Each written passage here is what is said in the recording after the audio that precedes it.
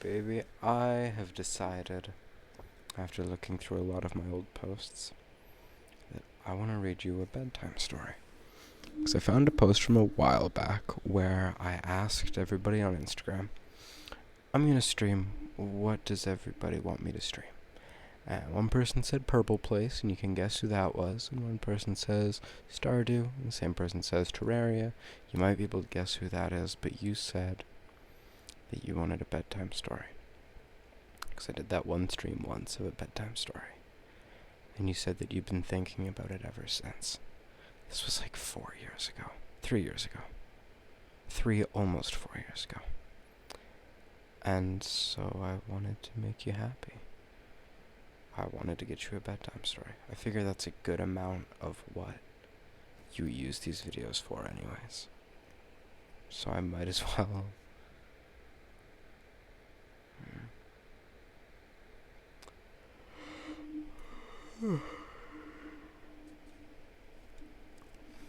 So I might as well do something purpose-built for that. Now, my only thought is that I should probably set up some kind of background noise. I'm just going to go on Spotify and search rain. I don't know if you like that. If you don't, let me know for next time.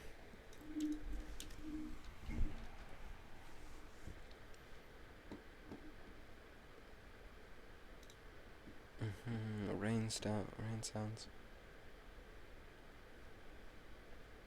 Rain on the window. Oh, now we're fucking talking. God, I used to listen to a lot of rain sounds.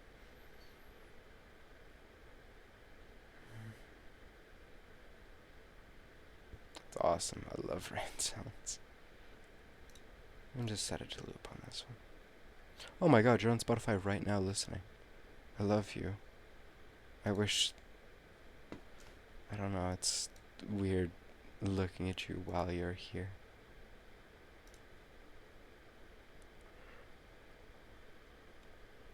God, I waff you, baby. I waff you so much. I waff you. Alright. So, anyways, bedtime story. I'm gonna tell you one of my favorites. It's on this old, worn-ass book. All the pages are yellowed. And this is not a bedtime story. This is, what's this, 500? 600? 536? 536 pages.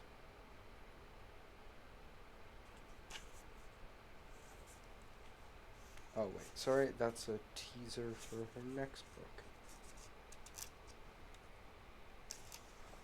This novel itself is 523. Wait, is this also just a teaser for different book? No, it shouldn't be. No, this book's... That's the actual ending to this book. I haven't read it in years. But do you know Inkheart? It's like a pretty famous book. They made a movie about it. It has the ugly guy from The Mummy in it. I don't know. Sarah likes The Mummy, so I had to hear about this guy a lot. I'll just get started. This is called The Dragon Rider by Cornelia Funk. All was still in the Valley of the Dragons. Mist had drifted in from the sea nearby and was clinging to the mountains. Birds twittered uncertainly in the foggy damp, and clouds hid the sun. A rat came scuttling down the slope, fell head over heels, tumbled down the moss-covered rocks, and picked herself up again. Didn't I say so? She muttered to herself. Didn't I tell them? Snuffling, she raised her pointy nose, listened, and headed toward a group of crooked fir trees at the foot of the highest mountain. I knew before winter, murmured the rat. Oh yes, I knew before winter. I could smell it coming, but they wouldn't believe me. No. I feel safe here. Safe? Really? It was so dark under the fir trees that you could scarcely see the gaping crevasse in the mountainside that had swallowed up the mist.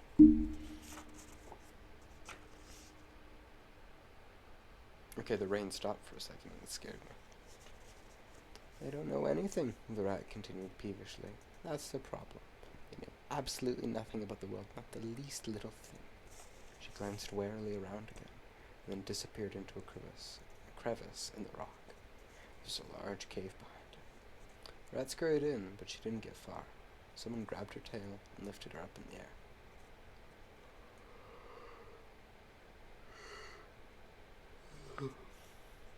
The rat snapped. Oh, fuck. Hi, rat. No, let me think. My voice was so I'll have. Hi, rat. What are you doing here? It's not quite right either. We'll stick with that for now. The rat snapped at the furry fingers that were holding her tight, but all she caught was a mouthful of brownie hairs. She furiously spat out. Sorrel, she hissed. Let go of me this instant, you brainless mushroom muncher. Don't have any time for your silly brownie tricks. You don't have time?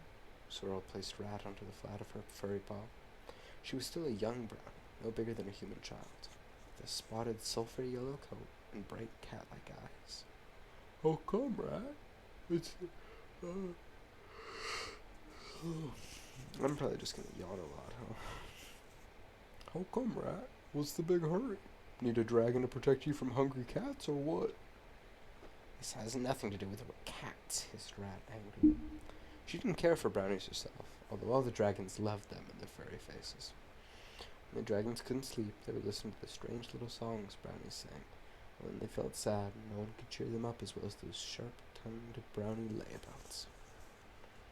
I've got bad news, if you want to know. Extremely bad news, grumbled the rat. But I'm not telling anyone except Fire Drake. Certainly not you. Bad news? Oh, festering fungus. What sort of bad news? Sorrel scratched her stomach. Put me down, snarled the rat.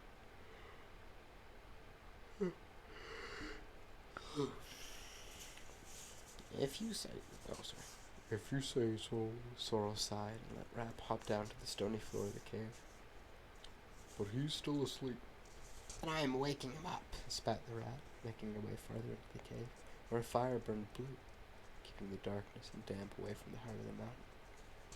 Besides its flames, there were dragons lying asleep, curled up, heads on paws. Fire Drake. His long tail with its spiny crest was coiled around the warmth of the fire. The flames brought a glow to his scales and cast a shadow on the cave wall. Rat scurried up to the dragon, climbed on his paw, and tugged his ear. I don't know if I'm going to stop yawning, because I think about like, oh, I'm yawning too much, which makes me yawn more. Fire Drake, she shouted. Fire Drake, wake up, they're coming. Sleepily, the dragon raised his head and opened his eyes. Oh, it's you, is it, Rat? He murmured in a rather hoarse voice. Has the sun already set, then? No, but you must get up all the same. You have to wake the others. Brat jumped off Fire Drake's paw and scuttled up and down in front of him. I warned you, I really did. I warned the whole bunch of you, but you wouldn't listen. Oh, no.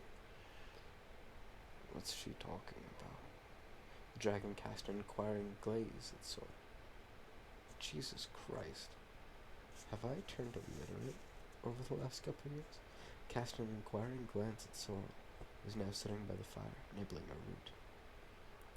No idea, said Sorrel, munching. She just keeps jabbering on. Well, there's not much room for sense in a little head like hers. Oh, really? Rat gasped indignantly. Honestly, I ask you, Take no notice of that. Fire Drake rose, stretched his long neck, and shook himself. She's in a bad temper because the mist makes her fur damp.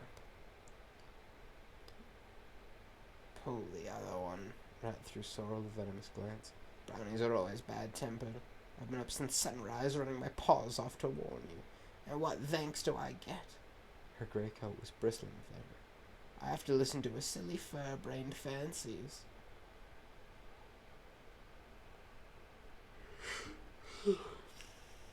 Warn us of what? Sorrel threw the nibbled remnants of her root at the wall of the cave. Oh, putrid puffballs. Stop winding us all up like this, or I'll tie your knot in your tail. Quiet, Sora. Fire Drake brought his claw down angrily on the fire. Blue sparks flew into the brownie girl's fur, where they went out like tiny shooting stars. All right, she muttered. But the way that rat carries on is enough to drive anyone crazy. Oh, really? Then you just listen to me. Rat drew herself up to her full height, planted her paws on her hips, and bared her teeth.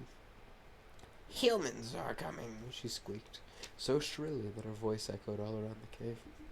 Human beings are coming. They're coming here, she squeaked. Oh. You know what that means, you leaf-burrowing, mushroom-munchy, shaggy-haired brownie? Suddenly, all was deathly quiet. Sorrel and Fire Drake looked at each other as if they'd been turned to stone. But Rat was still trembling with rage. Her whiskers were all a-quiver, and her tail twitched back and forth on the cave floor. Fire Drake was the first to move. If I ever take weird pauses like that, I'm yawning again for like the 15th time. Humans, he asked, bending his neck and holding out his paw to Rat. Looking offended, she scrambled onto it nonetheless. Fire Drake raised her to his eye level. Are you sure? He asked. Perfectly sure, replied the rat. Fire Drake bowed his head. It's bound to happen someday, he said quietly. They're all over the place these days. There's more and more of them all the time. Sora was still looking stunned. Suddenly, she jumped up and spat into the fire. But that's impossible, she cried. There's nothing here they'd want. Nothing at all. That's what you'd think. The rat bent over so far that she almost fell off Fire Drake's paw. Don't talk such nonsense. You've mingled with humans, right? There's nothing they don't fancy. There's nothing they don't want. Forgotten that already, have you? Okay, muttered Sora. You're right. They're greedy. They want everything for themselves. They do indeed, the rat nodded. And I tell you, they're coming here. Dragonfire flared up, and the flames burned low until the darkness, like some black animal, swallowed them. Only one thing could extinguish Fire Drake's fiery breath so fast. It was sorrow. The dragon blew gently on the rocky ground, and flames flickered up once more. This is bad news indeed. Oh, fuck. This is bad news indeed, said Fire Drake. He let Rat jump up onto his shoulder, and went slowly toward the mouth of the cave.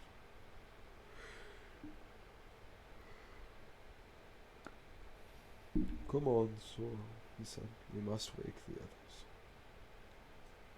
And won't they be just pleased, growled Sora, smoothing down her ruffled fur and following Fire Drake into the nest. Slatebeard, the oldest dragon in the valley, had seen more than his memory could hold.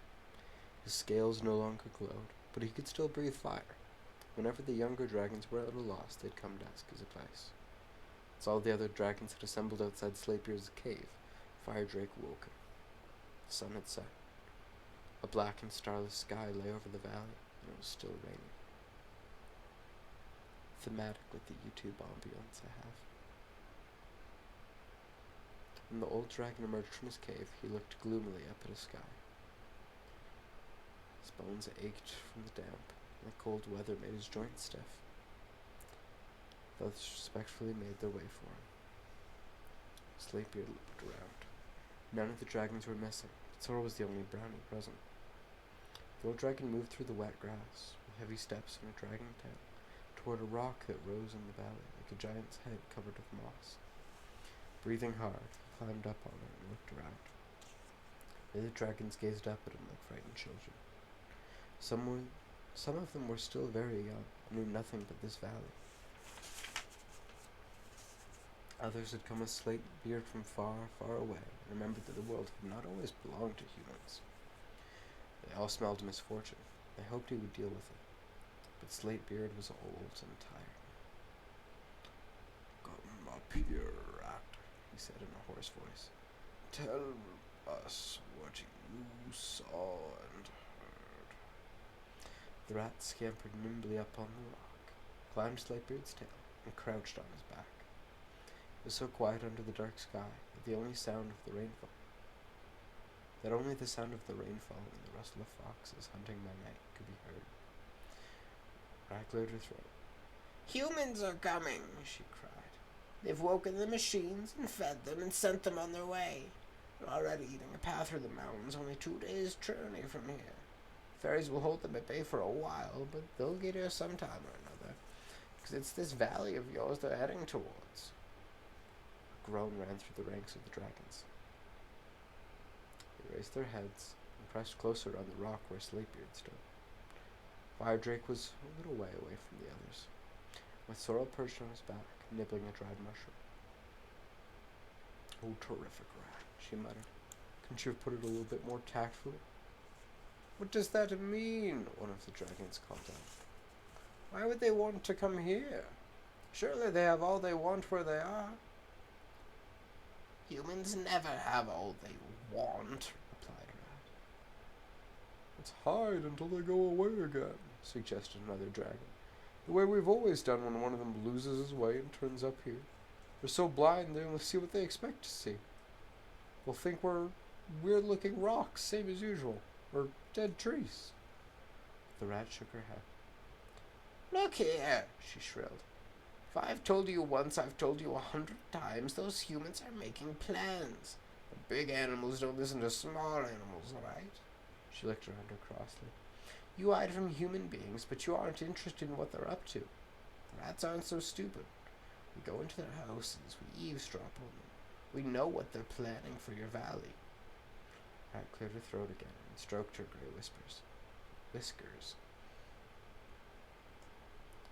"Here she goes again, winding up the suspense," Sorrel whispered into Firedrake's ear, but the big dragon ignored her. "What are they planning, then, Rat?" asked Slightbeard wearily. "Come on, tell us." Rat fiddled nervously with the whisker. It was no fun bringing bad news. They're going to flood the valley," she replied, her voice faltering. "Soon there'll be nothing here but water. Your caves will be flooded, and none of the trees over there," she said, pointing one paw at the darkness. "None of them will be left. Not even the treetops will show above the water." The dragon stared at her, speechless. "But that's impossible," one of them exclaimed at last. "No one can do a thing like that. Not even us, and we're bigger and stronger than they are." "Impossible," Rat laughed sarcastically. "Bigger? Stronger? You don't get it at all." "Tell them, Sorrel. Tell them what human beings are like. Maybe they'll believe you." With an injured expression, she wrinkled her sharp nose. The dragons turned to Firedrake and Sorrel. "Rat's right," said the brownie. "You've no idea." She spat on the ground and picked at a piece of moss stuck between her teeth. "Humans don't go around in suits of armor these days like when they used to when they hunted you dragons, but they're still dangerous. More dangerous than anything else in the world." "Oh, nonsense," said a large, stout dragon scornfully and turned his back on Sorrel. "Let the 2 legs come." That's not the voice I was doing 3 seconds ago. "Let the 2 legs come. Rats and brownies may be right to fear them, but we are dragons. What can they do to us?" "What can they do to you?" Sorrel threw and nibbled a mushroom away and sat up very straight. She was angry now, and an angry brownie is not to be trifled with. "You never set foot outside this valley, dimwit," she said. "I expect you to think human beings sleep on leaves like you. I expect you to think they do no more harm than a fly because they don't live much longer than one. I expect you to think they've got nothing in their heads but eating and sleeping. They aren't like that. No, not these days." Sorrel was practically gasping for air. "Those things that sometimes fly across the sky. Being so stupid you call them noisy birds. Those things are machines built by humans for traveling through the air. Human beings can talk to one another when they're not even in the same country. You can conjure up moving, talking pictures. They have cups made of ice that never melts. Their houses shine at night as if they trapped the sunlight." Sorrel shook her head. They can do wonderful things, terrible things too. If they want to flood this valley with water, then they will. You will have to leave whether you like it or not. The dragon stared at him, even the one who had just turned his back. Some of them looked up at the mountains, as if they expected machines to come crawling over the black peaks at any moment. "Oh, drat it," muttered Sora. "Now he's gone and made me so cross I threw my delicious mushroom away. It's an oyster mushroom, too. You don't find those around here so often." In a thoroughly bad mood, she scrambled down off Firedrake's back and started searching the wet grass for a tidbit. "You heard, all of you," said Slatebeard. "We have to leave." Uncertainly, their legs heavy with fear. The dragons turned to him again. "For some of you," Old Dragon continued, "it will be the first time. But many of us have had to flee from humans before. Well, now it will be extremely difficult to find a place that doesn't belong to them." Slatebeard shook his head sadly. "It seems to me there's more and more humans with every new moon." "Yes, they're all over the place," said the dragon who had been mocking Sorrel a moment ago. "It's only when I fly over the sea that I don't see their lights beneath me." "Then we must try living in harmony with them," suggested. I'm so many different voices for dragons, and I don't have that many voices. "Then we must try living in harmony with them," suggested another dragon. Slatebeard shook his head. "No," he said.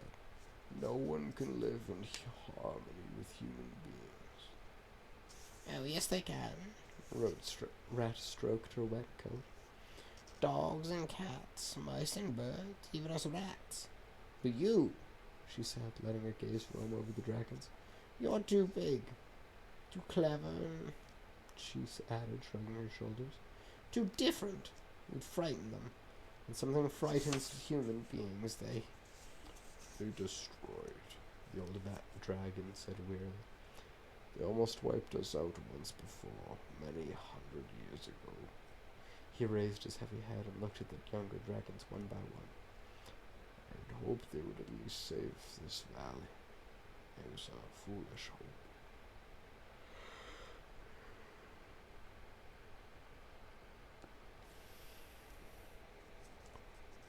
"But where are we to go?" cried one of the dragons in despair. "This is our home." Slatebeard did not reply. He looked up at the night sky, where the stars were still hidden behind clouds, and sighed. Then he said huskily, "Go back to the rim of heaven. We have to stop running away sometime. I'm too old. I shall crawl into my cave and hide. You younger ones can make it." The young dragons looked at him in surprise. The rest of them, however, raised their heads and looked eastward, their eyes full of longing. "The rim of heaven." Slatebeard closed his eyes. "The mountains are so tall they touch the sky. Moonstone caves lie hidden among the slopes, for the floor of the valley in the middle of the mountains is covered with blue flowers. When you were children, we told you stories about the rim of heaven. You may have thought they were fairy tales, but some of us have been there." He opened his eyes again. "I was born there so long that eternities lie between that memory and I was younger than most of you are now when I flew away, tempted by the wide sky. I flew westward, on and on. I've never dared to fly in the sunlight since. I tried to hide from humans who thought I was a bird of the devil. I tried to go back to the rim, but I could never find the way." The old dragon looked at his young companions. "Seek the rim of heaven. Go back to the security of its peaks, and then perhaps you'll never have to flee from humans again. They aren't here yet," he said, nodding toward the dark mountain tops around the valley. "But they will come soon. I have felt it for a long time. Don't linger. Fly."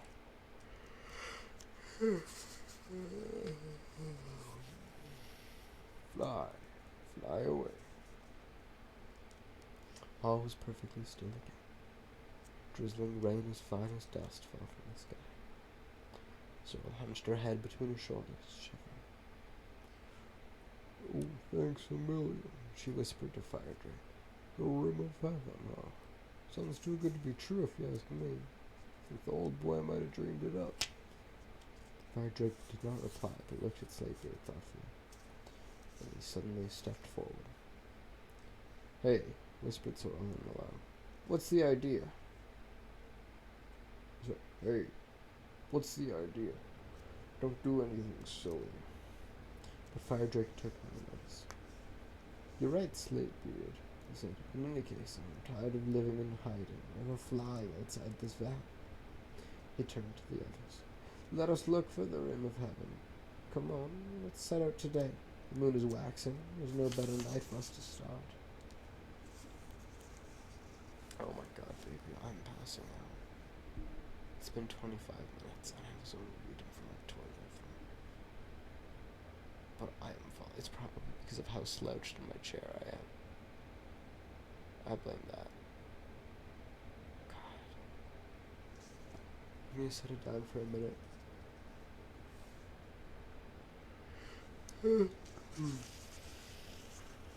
No, I'll finish the chapter.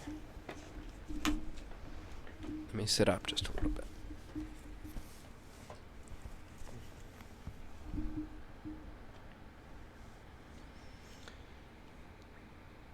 The others shuddered as if he'd taken leave of his senses, but Slatebeard smiled for the first time that night. "You're still rather young, Firedrake," he pointed out. "I'm old enough," replied Firedrake, raising his head a little higher. He was not much smaller than the old dragon, but his horns were shorter, and his scales shone in the moonlight. "Here, hang on, wait a mo." Sorrel scrambled hastily up Firedrake's neck. "What's all this nonsense? You may have flown beyond the hills all of 10 times, but," she said, spreading out her arms and pointing to the mountains around them, "but you've no idea what lies farther off. You can't just fly away through the human world looking for a place that might not even exist." "Be quiet, Sorrel," said Firedrake, gently. "Won't," spat the brownie girl. "See the others? Do they look as if they want to fly away? No, so forget it. If human beings really come, I'm sure I can find us a nice cave." "Yeah, listen to her," said one of the other dragons, moving closer to Firedrake. "There's no such place as the Rim of Heaven, except in Slatebeard's dreams. The world belongs to humans. We hide, they might leave us here in peace. If they really do come to our valley, well, we'll just have to chase them away." Even Rat laughed at this. Her laughter was shrill and loud. "Ever tried turning back the tide?" she asked. The dragon who had spoken did not answer. "Come on," she told the others, and she turned away and went back through the pouring rain to her cave. They followed her one by one, until only Firedrake and the old dragon were left. Slatebeard, his legs stiff, climbed down from the rock and looked to Firedrake. "I can see why they think the Rim of Heaven's only a dream.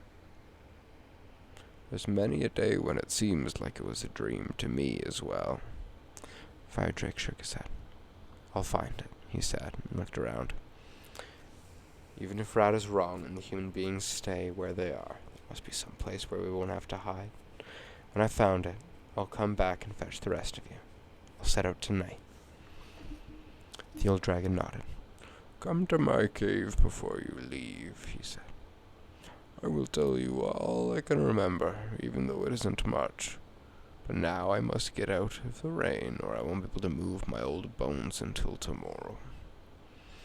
With difficulty, Slatebeard trudged back to his cave. Firedrake stayed behind with Sorrel and Rat. The brownie girl was perched on his back, looking fierce. "You idiot," she said quietly. "Acting the big hero, right?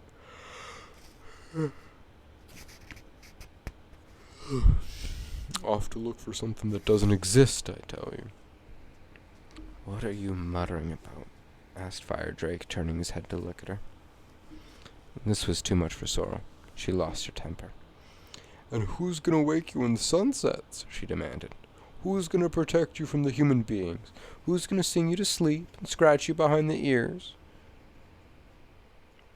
Yes, who? Asked Rat sharply. She was still sitting on the rock where the old dragon had stood. Me, of course. Sorrel spat at her. Tedious toadstools, what else can I do?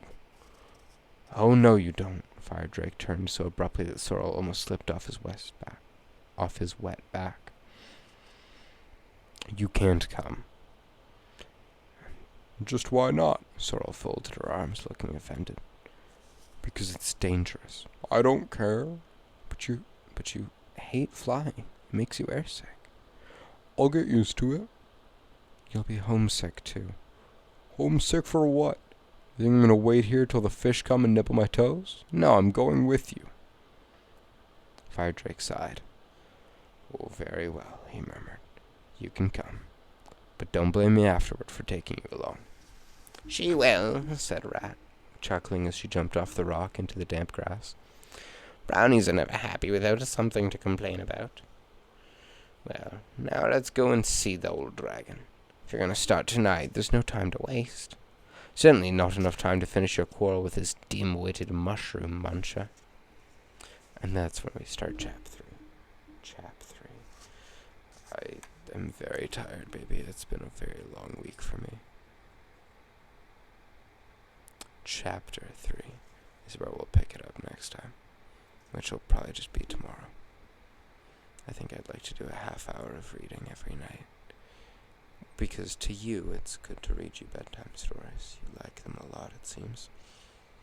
But also just because reading is good for me, and it's something I never do. I shouldn't say never. Just, I used to read more, and now I read less, and that makes me sad. I'm gonna shut this down, because like I said, I'm falling asleep. I think I'm actually just gonna go to bed, go to sleep. But I love you, and I hope you like bedtime stories as much as you used to. I'd really, really, really like to read you some in person. Have you curl up on me, so I can tell you all these stories. And then while I do, my breathing in and out, and my humming and talking and doing voices can rock you back and forth. I'd really like that. Good night, baby. I love you.